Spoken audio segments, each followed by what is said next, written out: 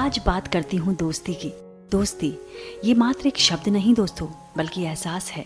ऐसा एहसास जो खुशी हो या गम, कैसी भी हालत में खुद के अंदर के जज्बातों को नेचुरली दोस्त के सामने बयां करवा देता है।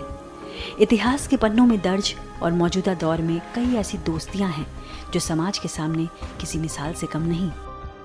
ऐसे ही दोस्तों की जोड़ी थी दिल्ली पर राज करने वाले पृथ्वीराज चौहान और उनके बचपन के दोस्त राजकवि चंद्रबरदाई की। वैसे एक अच्छा योद्धा एक बेहतरीन दोस्त भी हो सकता है।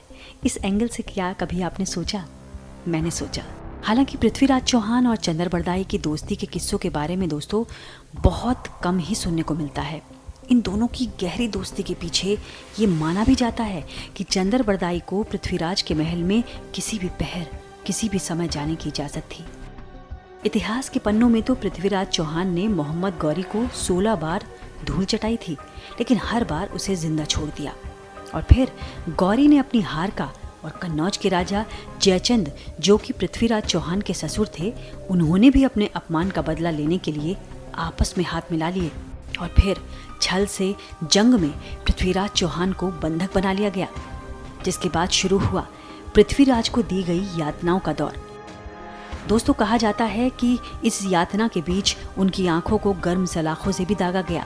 तो उसी दौरान उनसे उनकी आखिरी ख्वाहिश भी पूछी गई थी।